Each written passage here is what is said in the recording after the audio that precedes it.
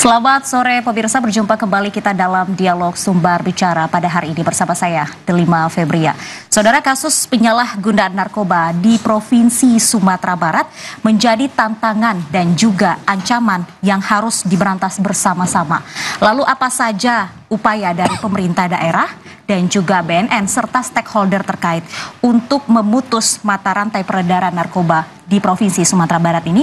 Kita akan bahas pada sore hari ini bersama dua orang narasumber yang sudah hadir di studio TVRI Sumatera Barat. Saya perkenalkan dulu, sudah hadir bersama kita di sini Kepala BNN Provinsi Sumatera Barat, Bapak Brigjen Pol Riki Yanduarfi, SH MSI. Selamat sore, Assalamualaikum Pak Riki. Selamat sore Uni Delima. Iya. Salam sehat tanpa narkoba. Salam sehat tanpa narkoba. Ya. Baik, kita juga hadirkan Direktur RSJ Prof. HB Saanin Kota Padang, yakni Dr. Aklima MPH. Selamat sore, dokter. Selamat sore Mbak Ima. Iya, sama ya. Salam sama nama kita, ya. Baik, menarik sekali pembahasan kita pada sore hari ini karena memang kasus narkoba dari tahun ke tahun, dari hari ke hari itu semakin mengkhawatirkan. Apalagi banyak korban. Betul. Itu dari generasi muda. Saya mau ke Pak Kepala dulu nih. Pak Kepala, apa catatan kasus kita di tahun 2024? Apakah memang ada peningkatan dibanding 2023 atau bagaimana nih Pak? Baik, terima kasih Mbak Ima. Sebelum memberikan catatan untuk kita semua, sesuai dengan draft report BNN tahun 2024, biar kita tahu semua, termasuk pemirsa di rumah, bahwa Sumatera Barat merupakan urutan ke-6 daerah rawan narkotika atau narkoba di 34 provinsi. Ini udah Sumatera Barat yang punya falsafah adat basani syarak basani kitabullah. Ternyata kita urutan ke-6 dari 34 provinsi. Jadi ini perlu kita sikapi bersama, bukan saja BNN tapi semua stakeholder apa yang disampaikan Mbak Ima tadi. Untuk catatan 2024, BNN Provinsi Sumatera Barat berhasil memutus 5 jaringan narkotika di Sumatera Barat dengan total barang bukti untuk ganja itu tepatnya itu lebih dari setengah ton lebih. Tepatnya 766 kg ganja di 2024 dan ada 1.281 gram sabu masuk ke Sumatera Barat dan ada beberapa ratus butir ekstasi. Dari 766 ganja yang diungkap oleh BNP Sumatera Barat, setelah kita lakukan investigasi terhadap para tersangka, ternyata itu semua untuk orang Sumatera Barat. Artinya mereka sudah petakan, mereka sudah mapping kemana-mana saja daerah-daerah yang akan mereka distribusikan barang haram ini. Termasuk wilayah Sumatera Barat, seperti itu? Semua untuk Sumatera Barat. Semua untuk Sumatera Barat. Akan didistribusikan ke 19 kota kabupaten yang ada di Sumatera Barat. Ini dari mana jaringannya Pak? Jaringan Aceh. Jaringan Aceh. Kemudian ada jaringan Sumatera Barat sendiri. Nah itu ada 5 jaringan yang sudah kita ungkap. Dan sekarang sedang diproses untuk pengungkapan pertama pada awal tahun 2024. Sudah divonis dari 4 tersangka, 1 vonis mati. Kemudian 2 vonis 20 tahun, 1 vonis seumur hidup. Kita apresiasi Kejaksaan, kemudian Pengadilan Tinggi Sumatera Barat cukup memberikan punishment atau hukuman yang sangat maksimal. Mudah-mudahan ini menjadikan efek jera bagi yang masih berkeliaran di luar sana yang berniat untuk mengedarkan narkotika di Sumatera Barat. 5 jaringan narkotika ini pemain lama atau pemain baru? Ada pemain lama, ada rekrutan baru. Jadi mereka ini saling terus merekrut karena apa? Ada keuntungan yang sangat luar biasa di sini. Di perdagangan ini sangat menguntungkan, sangat luar biasa. Makanya orang-orang putus sekolah, putus pekerjaan, pengangguran, itulah yang mereka rekrut untuk menjadi kurir atau orang-orang yang bisa mendistribusikan narkotika perantara di wilayah Sumatera Barat. Nah, untuk awal tahun 2025 saja kita sudah bisa mengungkap lebih dari 60 kilo ganja yang masuk mengawali tahun 2025. Artinya apa? Artinya Sumatera Barat tidak saja menjadi daerah pelintasan, tapi ternyata sudah menjadi tempat pendistribusian, bahkan tujuan peredaran narkotika. Nah untuk itu perlu kita semua nih bersama-sama, termasuk TVRI, termasuk Ibu Dokter, bagaimana kita guyup, karena urusan narkotika ini tidak bisa di hulu saja, tidak bisa di hilir, harus dari hulu ke hilir sampai hilir. Iya. Lalu dari survei yang kita lakukan, dari pengungkapan yang kita lakukan ini, Pak Kepala, kenapa mereka menjadikan Sumatera Barat sebagai sasaran empuknya? Dari prevalensi Sumatera Barat, kita ini kenapa kita dia di urutan ke-6, kita ada sekitar 1,1 populasi penduduk Sumatera Barat sudah menggunakan narkotika. Kalau dihitung secara angka ada sekitar 63 sampai 65 ribu orang Sumatera Barat di permukaan. Ini kan fenomena itu masih di permukaan. Di permukaan. Fenomena gunung es sudah menyalahgunakan narkotika, 60%-nya adalah ganja.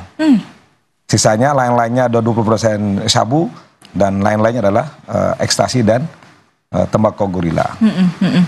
Kalangan yang paling banyak itu terpapar kalangan dari usia berapa, Pak Kepala? Rata-rata di usia produktif. Tapi ada beberapa yang usia lanjut juga terlibat kasus narkotika. Jadi setelah kita hitung-hitung, berapa sih kerugian narkotika, peredaran narkotika dalam sebulan itu, 60% ganja, kemudian 20% sabu, kemudian ada ekstasi, hampir sebulannya itu 23 miliar perputaran uang beli barang haram. Dikalikan 12 bulan ada sekitar 300 miliar rupiah perputaran pembelian narkotika di Sumatera Barat. Ini sangat sayang ini. Barang yang tidak bermanfaat, yang tidak berguna, kemudian dikonsumsi dan uangnya berputar di kalangan bandar dan pengedar. Nah, kenapa harus tidak beli hal-hal yang bermanfaat? Makanya kita sepakat bahwa para bandar pengedar ini adalah perampok masa depan, pencuri kebahagiaan. Karena begitu dia kena narkoba, dia akan punya problem yang ikutan banyak. Problem rumah tangga, problem sekolah, dan problem-problem lainnya. Tapi yang terpenting adalah, di samping kesehatan, problem yang sangat susah untuk disembuhkan adalah problem sosial mereka. Sosial itu mereka yang paling susah untuk Betul. Kenapa? Karena begitu mereka sudah terjerumus pada barang haram ini, mereka akan kehilangan trust publik. Iya, benar. Akan ada stigma mereka. Sekarang kita bisa mempertanyakan instansi mana atau perusahaan mana yang bisa menerima mereka menjadi karyawan setelah stigma itu ada pada dirinya. Mantan pecandu, mungkin TVRI sendiri tidak akan mau memperkerjakan walaupun hanya sekedar office boy atau sekedar security. Baik, Pak Kepala, kita kembali lagi ke kasus tadi. Ini Sumatera Barat peringkat ke-6 begitu ya? Ya, betul. Itu di tahun 2024. 2024. Berarti bisa dikatakan kita meningkat kasus ini dibanding 2023. Betul. Meningkat. Ini hasil drug report 2024. Ternyata daerah rawan yang ada di Sumatera Barat adalah peringkat ke-6 dari 34 provinsi. Bahkan Jawa Barat di bawah kita. Kota besar begitu ya? Kota besar. Dari identifikasi yang kita lakukan, mungkin kawasan-kawasan yang rawan narkoba ini di mana-mana saja ini, Pak? Menyebar di semua kota kabupaten, tapi untuk drug report 2024 itu ada mengarah ke daerah Solo Raya. Solo Raya ada Kabupaten Solo, Solo Selatan, dan Kota Solo. Ada di sana ada 23, kalau nggak salah 23 nagari. Kemudian ada beberapa nagari yang ada di kelurahan, yang wali kota, yang Kota Madia. Kemudian ada beberapa nagari yang ada di wilayah lain. Dan kabarnya baru-baru ini kita juga menggagalkan pengiriman 53 paket besar, begitu ya, betul, Kepala ya? Betul. Dan ini kita ada visualisasinya, coba kita tayangkan sebentar, kita lihat dulu.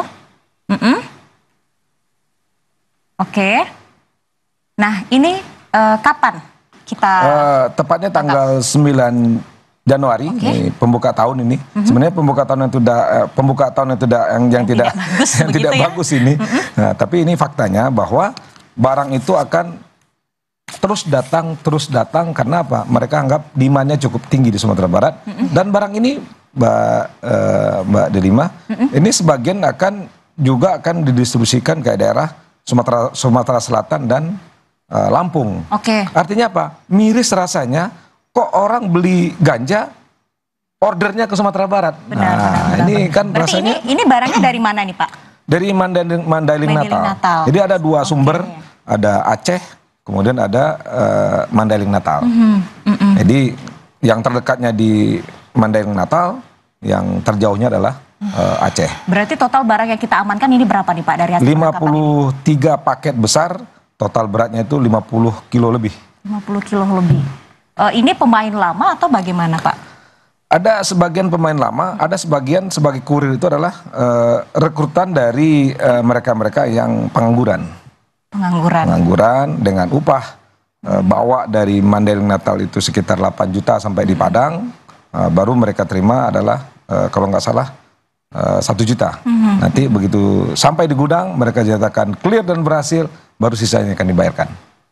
Tapi dari informasi yang beredar ini dikendalikan oleh napi di lapas begitu ya Pak ya? Oh enggak, ini beda lagi nih kasusnya. Nah, beda lagi. Yang 400 itu baru dikendalikan oleh. Siap. Oke. Berarti ini tadi kita musnahkan begitu ya Pak ya? Kita musnahkan semua, tadi, seluruhnya barang bukti. Semua kita sisakan untuk barang bukti di pengadilan dan kita kita sisakan untuk penelitian di Badan POM. Berarti sekarang para tersangka kita amankan di mana Pak? Diamankan di BNN karena sudah masa penangkapan sudah selesai. Baik. Dalam masa penyidikan kita titip di rutan Anair. Baik. Tentunya ini sangat miris. Sangat miris. Lihat ya, Pak, ya, kenapa? Karena kita punya filsafat adat bahasa syara bahasa Kitabullah. Sangat jumping rasanya ya Pak. Sangat jumping. Dengan filsafat. Dengan filsafatnya kita. Orang Minangkabau. Siapa yang salah? Ya kita semua.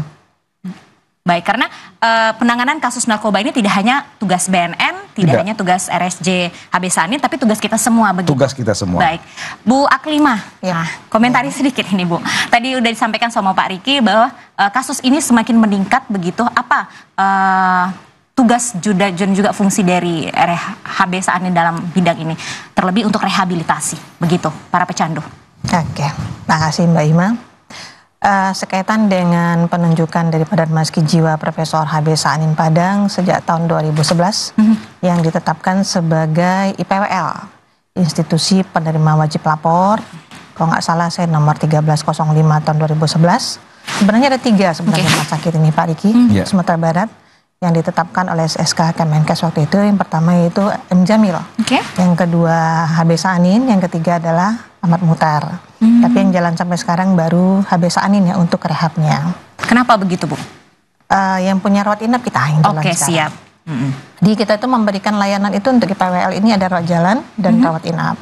Jadi bagi para pecandu atau penyalahguna yang sudah ditetapkan betul memang dia pecandu dan penyalahguna, kemudian dikirimkan dari salah satunya dari BNN, apakah di Polda atau yang lainnya, itu kita rehab. Rehabnya, masa rehabnya itu tergantung kepada putusan daripada tim TAT. Sebelum masuk kita itu harus di asesmen dulu dengan tim TAT. Dan di sana diputuskan apakah dia rehabnya 3 bulan atau lebih. Kemudian selama menjalankan rehab daripada 3 bulan itu kita memberikan beberapa proses yang ada 3 fase di sana Mbak Ima. Fase pertama adalah detoksifikasi, yang fase kedua adalah pengenalan daripada program, dan fase ketiga itu adalah fase daripada rehabilitasi. Dan diharapkan dalam 3 bulan itu harapan daripada Pak Kepala BNNP itu bisa terwujud melepaskan mereka daripada kecanduan dan penyalahguna, dan nantinya bisa kembali ke masyarakat itu bisa dalam keadaan free daripada narkoba ya Pak ya.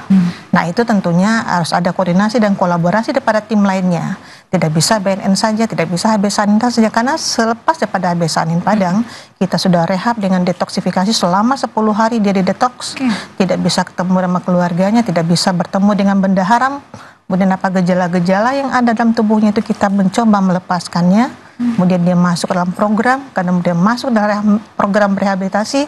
Kalau seandainya dia pulang daripada rehab daripada tempat kami tidak lagi kembali kepada benda haram tersebut, insya Allah dia bisa berdaya guna di masyarakat nantinya. Di 3 program itu yang kita laksanakan. Tapi kalau misalnya dia selepas daripada HB Sanin tidak ditindaklanjuti dengan baik, nah itu bisa kembali lagi komunitasnya.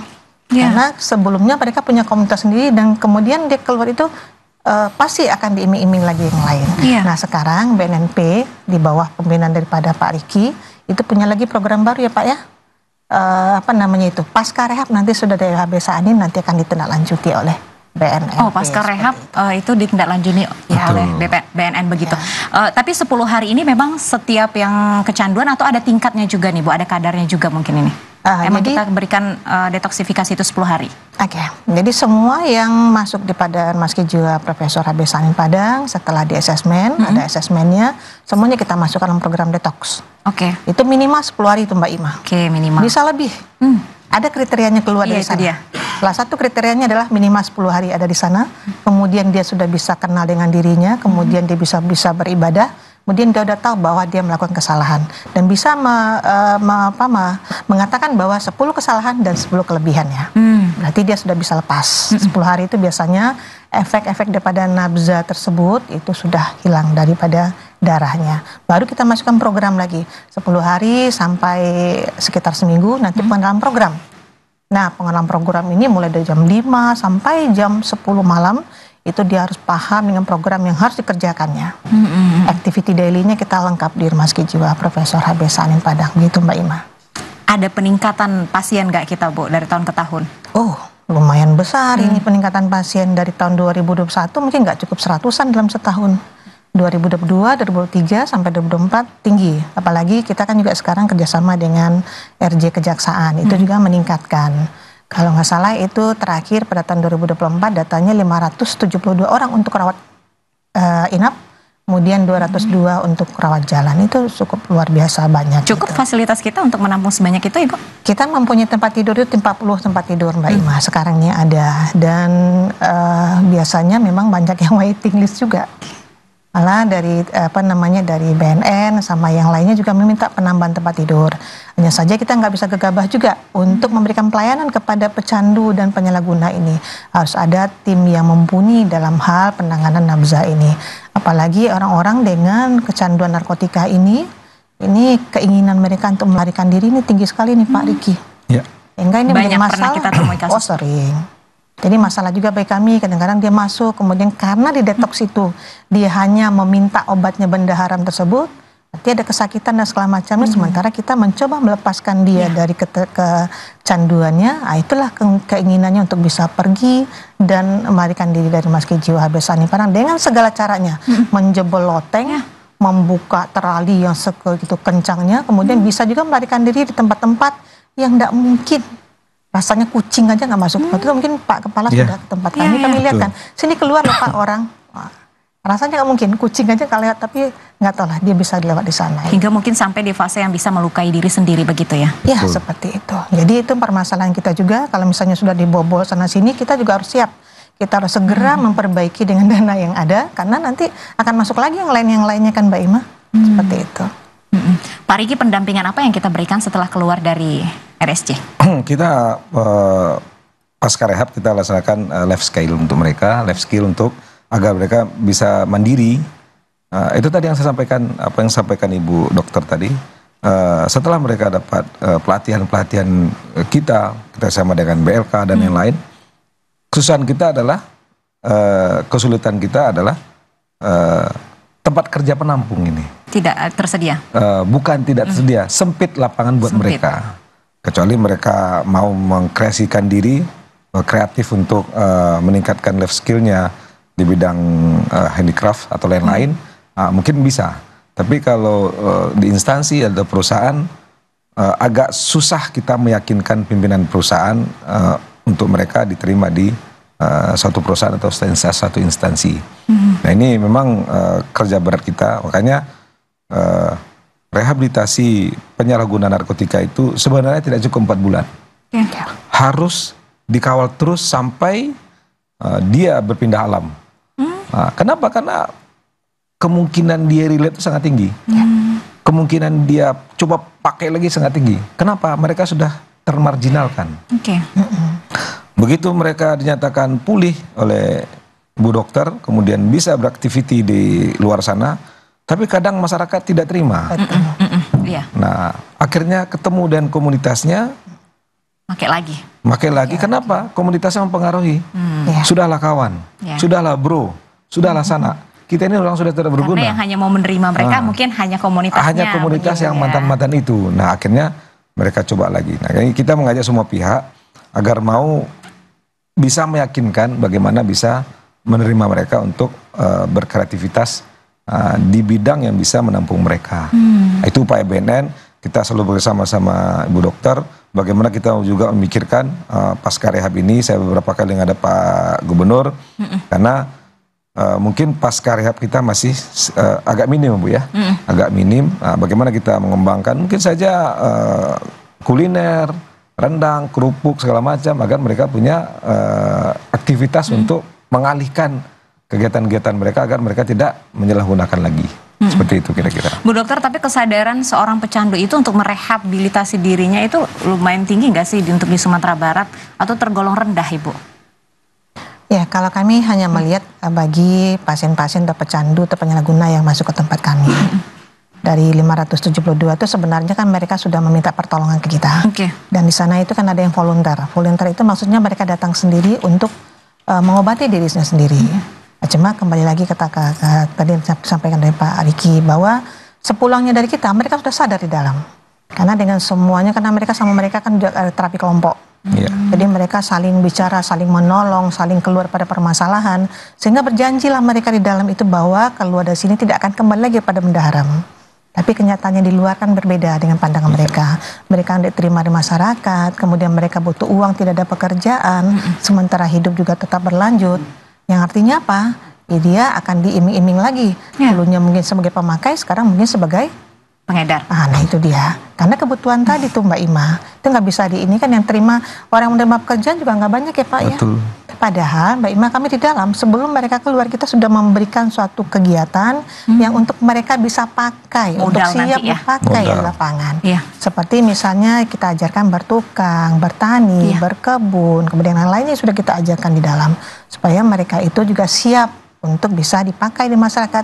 Hanya saja kembali tadi permasalahannya. Apa namanya, ruang pekerjaan itu sangat sempit bagi mereka seperti itu. Tapi kalau begini permasalahannya Pak Riki, ini bakalan stagnan begitu-begitu saja dong. Nah, kita tidak harus putus asa. Makanya terapi yang kita gunakan baik di AB Sainin yang diterapkan oleh Bu Dokter sama dengan rehabilitasi yang diterapkan oleh BNN namanya TC, Therapeutic Community. Jadi bukan saja yang kecanduan saja yang kita terapi, tapi komunitasnya, baik orang tuanya, kakaknya, bahkan keluarganya kita laksanakan mungkin gathering gitu kan bersama-sama agar mereka merasakan, menguatkan si pecandu ini bisa betul-betul keluar. Jadi keinginan orang keluar itu tinggi, tapi begitu dinyatakan pulih, kemudian masyarakat tidak terima. Nah ini yang bikin kontra jadinya sama mereka sendiri. Kenapa? Karena ketika Mbak Ima tanya, tinggi gak keinginan orang sembuh, rehabilitasi, kalau saya bilang rendah. Sangat rendah sekali. BNN di tahun sekitar 2012-2013 terpampang di BNN RI itu bagi siapa yang melaporkan diri mereka kecanduan narkotika akan direhabilitasi gratis tanpa proses hukum. Sampai pengumuman itu hancur ditelan waktu itu nggak ada yang lapor. Karena apa? Karena masyarakat, orang tua berpikir orang yang kena narkotika itu adalah aib keluarga. Itu persepsi yang harus dipinggirkan. Mereka itu orang sakit yang perlu dibantu. Tapi mereka itu kan tidak tahu dan tidak sadar kalau mereka sakit. Lain daripada penyakit-penyakit yang menyerang fisik. Orang sakit, orang batuk, pilek, demam, sakit gigi tanpa diperintah, dia akan berobat. Tapi kalau orang sakit ketergantungan ini, dia bilang, oh fine, saya baik-baik saja, saya nggak ada masalah, karena dia tidak sadar dirinya itu sakit gitu. Nah, kita lah orang-orang yang tidak ini, yang mendorong ibu ini berjasa betul untuk bagaimana mengembalikan, karena ingat, kita akan bonus demografi 2045.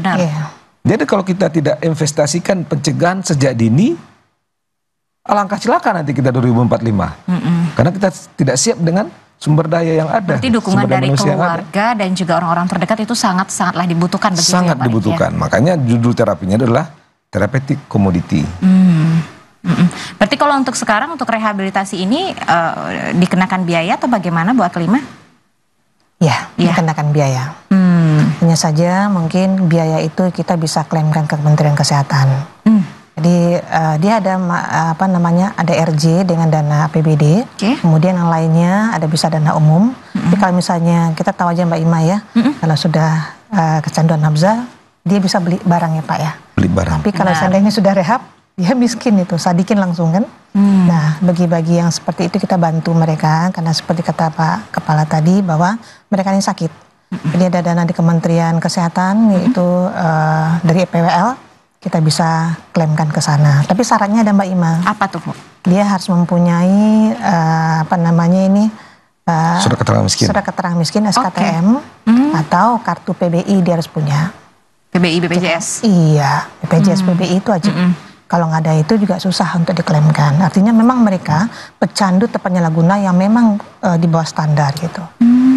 Mungkin karena keikutan dengan teman, salah jalan, nah itu yang bisa diperbaiki gitu. Kalau misalnya dia umum, bayar. Kalau umum berapa tuh Bu? Murah sebenarnya Mbak Ima. Itu udah masuk dengan ruangan segala macam sekitar 4,3an. Masuk makan dengan 1 bulan. 4,3 juta. 3 juta 1 bulan. Bagi apa? Dibagi 30 hari kan cuma berapa ratus ribu aja. Iya, iya. Belum lagi yang bobol-bobol yang lainnya ya. Itu. Lalu Pak Riki, apalagi mungkin yang akan kita maksimalkan untuk bagaimana kecanduan ataupun pecandu narkotika ini bisa bebas sepenuhnya? Peran kita bersama, karena kita tahu 88% orang tertular narkotika itu adalah dari teman sebaya. 88%. Ini angka cukup tinggi. Ini berarti langkah kita untuk pencegahannya harus masif. Karena prinsipnya itulah mencegah lebih baik daripada mengobati. Benar. Jadi prinsipnya narkotika itu adalah Mbak Ima adalah one way ticket. Dia hanya tiket berangkat, tidak ada tiket kembali. Nah itu masalahnya. 88% dia adalah dari teman sebaya. Nah apa upaya kita untuk pencegahan itu?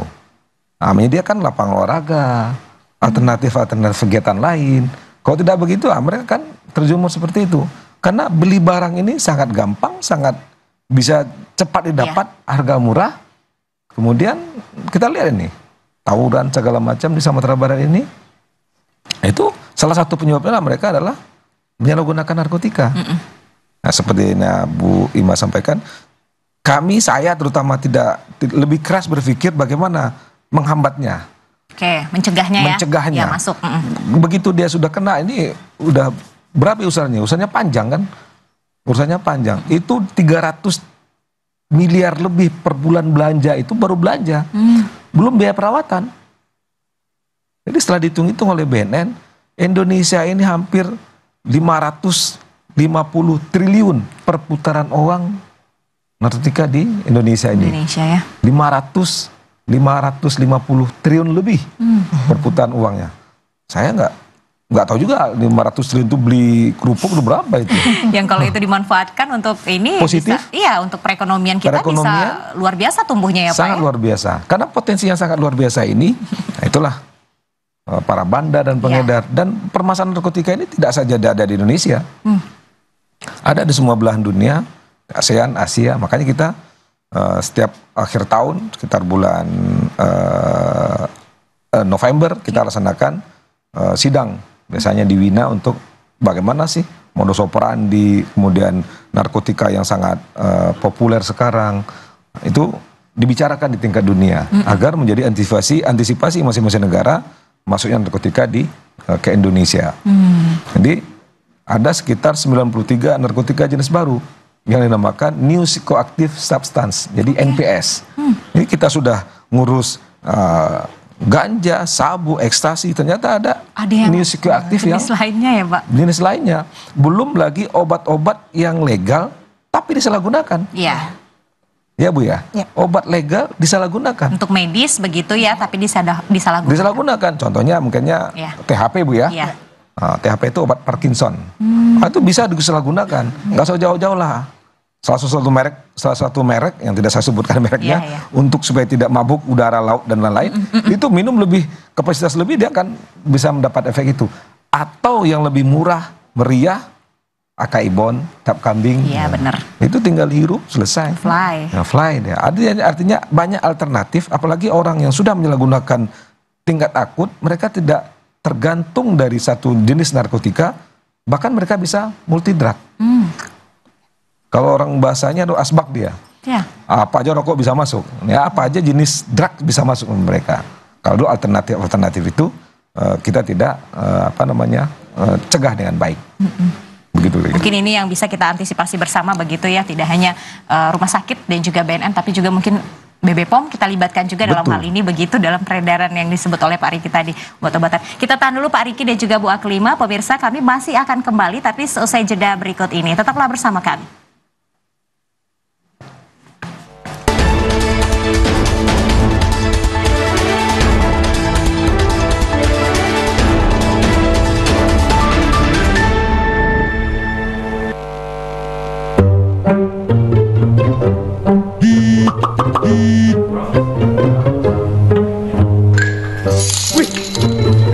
Udah deh, gak usah tergiur keuntungan instan.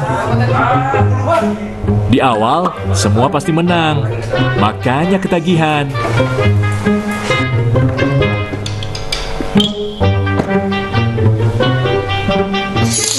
Menang terus sih, tapi modalnya kan juga gede.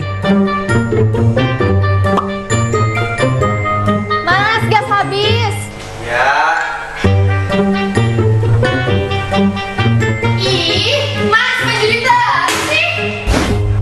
Udah deh, mendingan berhenti.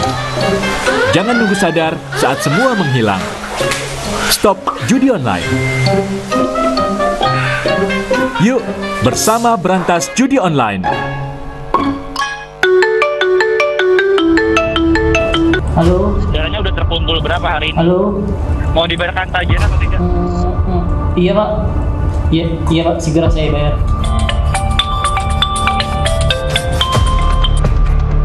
Halo. Oh, Pak Udan, sekarang gimana medisnya? Siapa sih? Halo? Ya, halo Pak, halo. Gak jelas.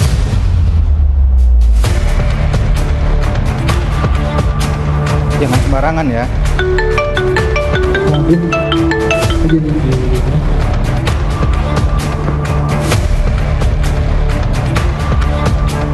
Mana nih dong? Apa maksudnya ini? Maaf ya, maaf. Aku ada keperluan mendesak. Aku terjebak pinjaman online ilegal.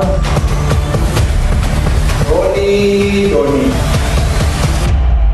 Nah, ini nih akibat tidak teliti dan hati-hati. Dampaknya seperti ini akibat pinjaman online. Jika terjerat pinjaman online ilegal, lakukan hal ini. Hindari pinjaman online ilegal. Pinjaman online harus terdaftar OJK.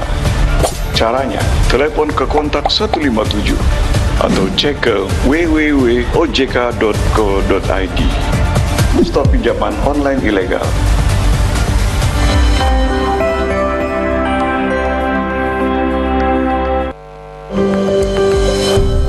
Menghadirkan kisah-kisah kehidupan dari sosok inspiratif. Jejak keberanian dan ketekunan untuk mengubah mimpi menjadi kenyataan. Serta membahas realita kehidupan yang terjadi dari berbagai penjuru Nusantara. Ragam Inspirasi Indonesia, Senin hingga Jumat pukul 9.30 waktu Indonesia Barat.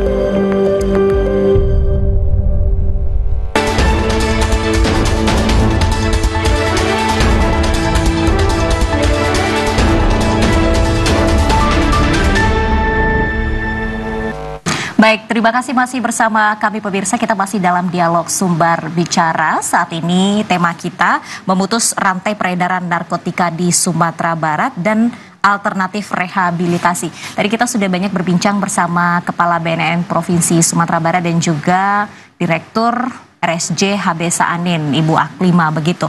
Pak Riki, tentunya kalau kita berupaya atau berkomitmen untuk memutus mata rantai peredaran narkotika ini, ada hal-hal yang harus kita intensifkan begitu. Ada hal-hal yang harus kita lakukan, pengawasan, pencegahan. Betul, sesuai dengan kebijakan Kepala BNN, setidaknya ada beberapa strategi yang diterapkan oleh BNN RI, dalam hal ini perpanjangan BNN Provinsi Sumatera, perpanjangan BNN RI. Setidaknya ada kita kuatkan kolaborasi antar stakeholder, kemudian bagaimana kita memperkuat daerah pesisir. daerah perbatasan. Nah, terus yang terpenting adalah bagaimana kita memberikan edukasi kepada masyarakat. Jadi ada namanya ikonik dan tematik.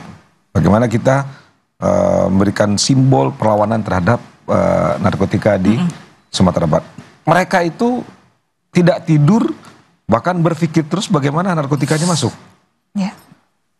Mereka itu unlimited budget. Benar. Kita limited budget. Ini merupakan kejahatan extraordinary. Benar. Kalau kita hanya ordinary saja, tidak ekstra, tidak bisa mengimbangi. Ya, untuk itu kita sadari mereka itu kuat. Karena kita lihat di luar Indonesia, sabu itu cukup relatif murah harganya. Begitu sampai Indonesia, berpuluh kali lipat harganya. Dan ini sangat menggiurkan. Nah, makanya saya sampaikan ke anggota di lapangan, staf saya, kita melawan unlimited budget, sementara kita limited budget. Itu perlu apa? Perlu dedikasi yang sangat luar biasa, perlu integritas yang sangat luar biasa, karena kita menghadapi kejahatan yang sangat luar biasa. Lalu sampai sekarang strategi apa yang sudah kita lakukan? Saya coba membangun bagaimana kita kolaborasi dengan semua stakeholder. Karena apa? Narkotika itu ada di semua lini, di instansi pemerintah maupun swasta. Ya, tadi kita berkumpul-kumpul semua instansi, ada kita bersama-sama ini memikirkan ini. Narkotika ini jangan berpikir ada pada orang-orang termarginalkan, jangan. Sekarang level apapun bisa kena narkotika. Mbak Ima sebutkan sama saya atau sama kita semua ini. Level apa yang tidak kena narkotika? Iya. Mau pegawai negeri dia, mau TNI, mau Polri, dokter sendiri, penyiar, wartawan, semua ada yang terlibat kasus narkotika. Semua kalangan berpotensi begitu ya Pak ya untuk terpapar. Untuk itu perlu ada deteksi dini yang harus dilakukan oleh semua instansi. Harus melaksanakan deteksi pelaksanaan tes urin. Agar apa? Baik di keluarga sendiri. Agar apa? Agar ada protek keluarga terhadap anaknya. Orang tua tidak boleh sibuk dengan mencari uang, bekerja dan bekerja, lupa dengan memperhatikan anaknya. Sesungguhnya kalau orang tua mau melihat perubahan perilaku terhadap anak, niscaya itu bisa terdeteksi anak salah bergaul atau tidak. Makanya BNN punya namanya IBM, intervensi berbasis masyarakat. Kita ke keluarga-keluarga memberikan edukasi, penjelasan. Terus ada kabit rehabilitasi saya datang di sini mendampingi saya. Dia berjibaku datang ke desa-desa, bahkan kita apa yang sampaikan Mbak Ima tadi, kita bentuk desa bersinar. Jadi itu masih jalan Pak sampai saat ini? Masih jalan karena keterbatasan anggaran BNN. Tentu kita proyeknya beberapa desa di satu kabupaten. Tentu ini perlu juga dorongan dan bantuan dari stakeholder yang ada seperti pemerintah daerah, baik tingkat provinsi maupun tingkat kota kabupaten, agar mau mencanangkan desa-desa bersinar. Kita akan latih para pemuda untuk mau menjadi agent kita di lapangan agar memberikan pemahaman dan edukasi kepada generasi muda. Yang paling terbanyak itu Pak kasus di tahun 2024 itu kita mengamankan berapa paket itu Pak? Kalau dari awal yang saya sampaikan tadi, ganja itu 766 kilogram, artinya lebih dari setengah ton. Kemudian sabu itu hampir 2 kiloan. Itu sebenarnya kerja kita tidak maksimal, tidak sesuai dengan ekspektasi masyarakat. Bisa lebih dari itu begitu? Harusnya bisa lebih. Harusnya kita bisa lebih. Nah, mereka kan berbagai cara nih, modus berbagai cara, mereka lewat kurir, lewat travel, lewat lain macam-macam. Tapi sekarang banyak modus ya Pak Kepala ya? Betul. Bahkan ada yang maksudnya dari modus pengiriman barang. Betul. Begitu. Terakhir yang dirilis di BNN RI, mohon maaf sekali lagi, mereka membawa narkotika jenis sabu itu lewat lewat Kemaluan. Seorang perempuan turis dari Thailand bawa simpan di Kemaluan untuk mungkin diedarkan juga, mungkin dipakai sendiri juga. Artinya tantangannya berat, bisa mati, tapi mereka lakukan. Bahkan modus ditelan pun tetap juga ada. Dia ada beberapa butir, bisa 40-30 butir narkotika jenis sabu ditelan, kemudian dikeluarkan begitu sampai di hotel, itu juga kenapa? Karena untung yang sangat luar biasa ketika mereka berhasil melewatkan narkotika jenis sabu ke Indonesia. Sampai semengkhawatirkan itu ya Pak ya? Betul. Karena itu tadi, karena peredaran uang yang sangat luar biasa. Tapi dengan banyaknya modus ini Pak, tadi Bapak sampaikan itu, yang dari turis itu, kenapa bisa kita deteksi begitu? Dari mana kita bisa mendeteksi? Ya kita kan ada namanya techno intelligence, ada yang namanya human intelligence. Tentu di dunia digital ini kita juga akan mengutamakan bagaimana techno intelligence untuk mengungkap semua kasus narkotika, karena kejahatan ini bukan kejahatan konvensional. Mereka, Mbak Ima, tidak saja transaksi antar bank, mereka sudah pakai Bitcoin. Iya. Jadi hanya mereka yang tahu harga bandrolnya gitu kan. Benar. Jadi ya itu tadi, karena untung yang sangat luar biasa, mereka bahkan mohon maaf, transfer yang tidak ada lewat fasilitas, misalnya briling misalnya, kan tidak ada yang transfer, bisa mereka gunakan. Bahkan mereka bisa menggunakan platform media sosial untuk transaksi. Nah ini kita berburu dengan teknologi, mereka juga menggunakan teknologi yang ada. Kita siapkan ekstrai di bandara, mereka juga beli ekstrai, mencoba bolak-balik supaya ekstra yang kita punya gitu bisa. Nah, jadi kita berpacu dengan modus-modus yang kita ungkap dengan modus ini, mereka coba dengan modus lain. Kita berhasil mengungkap, kita coba, jadi kita berpacu sama mereka. Kenapa? Motivasi mereka adalah uang. Tidak motivasinya generasi muda, tidak mempersiapkan bagaimana mempersiapkan generasi muda, generasi bangsa untuk 2045, tapi enggak. Ini uang bisnis dan uangnya berkali lipat. Motivasi mereka seperti itu. Nah kalau motivasi mereka tinggi untuk peredaran, ya kita sebagai penegak hukum harus tinggi juga bagaimana memberantas narkotika. Jadi semangat itu harus kita tumbuhkan bersama. Benar. Bu Aklima, saya penasaran, pasien yang masuk ke RSJ itu paling parahnya kondisinya seperti apa sih Bu selama ini? Ya, yang nafza maksudnya Mbak. Iya, nafza. Rata-rata yang masuk itu hampir sama lah modelnya semuanya. Tadi disampaikan oleh Pak Riki, ada yang dengan satu drug, ada yang multiple drug. Tapi yang banyak sekarang itu multiple drug. Ada sabu, ada ganja, ada ekstasi, tiga-tiganya. Dan itu semuanya sama. Dia harus melewati daripada proses detoksifikasi.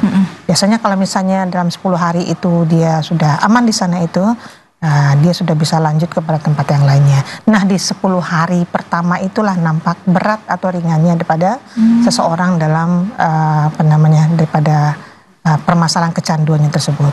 Ada yang sampai teriak, ada yang sampai segala macam lah bahasanya di sana. Tapi kami mempunyai tim yang memang sudah paham dengan kondisi-kondisi tersebut, sehingga masih bisa diantisipasi. Jadi beratnya itu memang di 10 hari itu Mbak Ima. 10 hari pertama begitu ya? Detox itu ya. Gampang aja kok obatnya di detox itu ya Pak ya. Kasih aja bendaharaan itu selesai itu. Oh iya? Dia itu, iya. Sakit kepalanya, mual muntahnya, gejalanya kan itu sakit kepala. Kalau sakit kepala dia keluhkan, kita kasih obat. Obat sakit kepala. Kalau misalnya mual muntah, kita kasih obat mual muntah. Tapi kalau misalnya yang paling gampangnya itu menghilangkan segala penyakitnya, kasih aja yang diminta. Tapi kan nanti kecanduan lagi Bu, bukan? Ya pasti, makanya itu kita laksanakan detoksifikasi itu ya. Di 10 hari itu kita hilangkan, kita hilangkan semua yang barang-barang beredar dalam darahnya itu, supaya dia kembali lagi ke dirinya sendiri dan bisa masuk kepada program rehab. Enggak gampang loh Mbak Ima, karena memang adiksinya itu habitnya sudah ada di sana. Tapi banyak juga yang berhasil. Banyak yang berhasil. Di dalam itu banyak yang berhasil. Banyak. Dan kemudian setelah keluar daripada sudah 10 hari, kemudian ada programnya sampai 11 hari sampai 30 hari, 30 hari sampai hari ke 60 juga ada lagi program yang lainnya, 60 sampai 90 ada lagi programnya, berbeda-beda programnya. Ya saja yang berat itu yang kita lihat memang di program detox 30 hari pertama itu berat.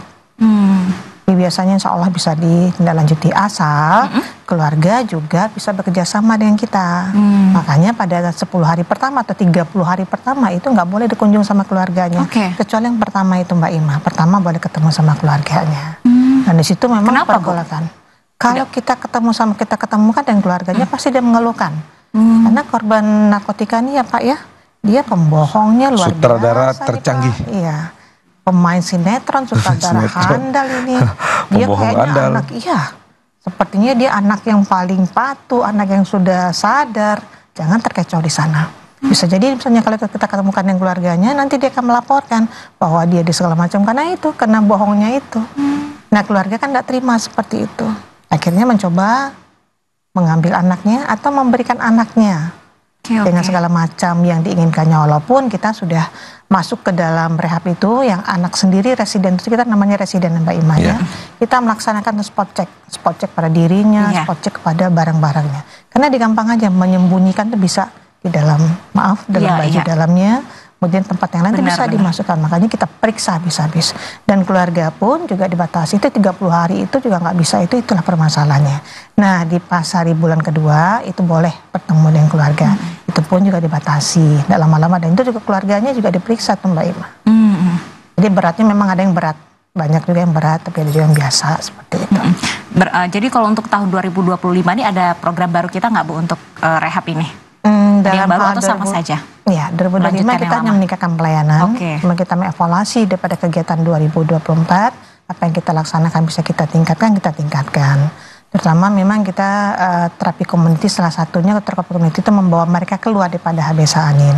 Memang di HBS Anin itu bukan dikurung di sana saja, segala terapi kita berikan, termasuk terapi agama. Mereka diikutkan dalam sholat berjamaah setiap Jumat, kemudian mereka diikutkan juga setiap Jumat pagi, setiap Jumat siang ya. Kemudian paginya ada kultum itu setiap pagi kita laksanakan. Setiap Rabu juga mereka ikut dalam senam dengan pegawai kita samakan mereka. Jadi mereka ada edukasinya, ada agamanya, kemudian juga ada terapi-terapi yang lainnya, dan minimal 1 kali dalam 1 periode 3 bulan itu mereka ada kegiatan outingnya keluar Mbak Ima. Keluar itu bisa saja ke pantai. Nah di situ mereka kembali lagi kepada program TC tadi. Mereka sama mereka berkumpul, cerita, tolong menolong, saling mensupport di antara mereka, sehingga mereka mempunyai komitmen membantu dirinya untuk kembali lagi kepada perubahan yang baru seperti itu. Kalau memang dari niat dari diri sendiri ingin keluar, bisa sembuh itu ya Bu ya, dengan segala treatment yang kita lakukan tadi begitu. Izin Mbak Ima, pada prinsipnya kan 10 hari itu kecanduannya kan sudah hilang. Yang ada setelah 10 hari sampai hari ke-90 hanya terapi. Bagaimana mengingatkan dia kepada agama, bagaimana mengembalikan dia kepada dirinya sendiri. Semua daripada daily activity mulai dari jam 5 sampai jam 10 malam itu prosesnya mereka disibukkan dengan pekerjaan. Pekerjaan yang harus dikerjakan seperti itu. Itu ada juga terapi bermusiknya, terapi olahraganya, itu ada di sana. Baik, Pak Riki, ini modus-modus yang kita sampaikan tadi itu juga kemarin beberapa waktu sebelumnya juga ada informasi bahwa memang peredaran narkotika itu dikendalikan oleh NAPI. Itu kenapa bisa sampai bisa ada kecolongan begitu ya Pak? Memang itu bukan statement saya aja, statement dari Kementerian Hukum dan HAM juga begitu, bahwa napi-napi narkotika itu masih menggalang atau lemahnya pengawasan dari internal sendiri. Nah ini kan udah rumah orang ya.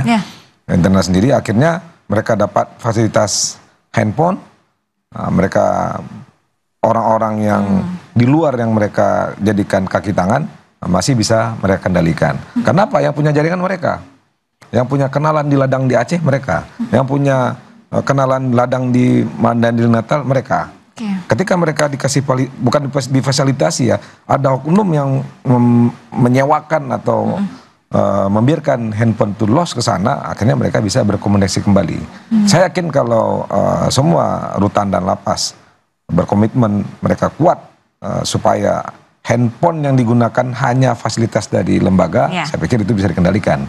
Tapi ada dimanapun ada oknum, dimanapun instansi ada oknum. Nah tinggal bagaimana pengawasan internal di lembaga rutan dan lapas sehingga mereka tidak punya kesempatan untuk melaksanakan koordinasi dan konsolidasi di dalam lapas. Apa yang disampaikan Ibu tadi, mereka masuk sebagai pecandu, kemudian divonis di dalam, dibina oleh keluar menjadi kurir ya. Nah, jadi ini komitmen kita bersama sebenarnya. Benar-benar. BNN, penegak hukum, polisi lainnya, selama divonis, apakah berapa tahun, berapa puluh tahun, nah di sana betul-betul kita awasi supaya mereka tidak bisa berhubungan lagi dengan dunia luar. Ketika komitmen itu kita jaga betul-betul, nah saya yakin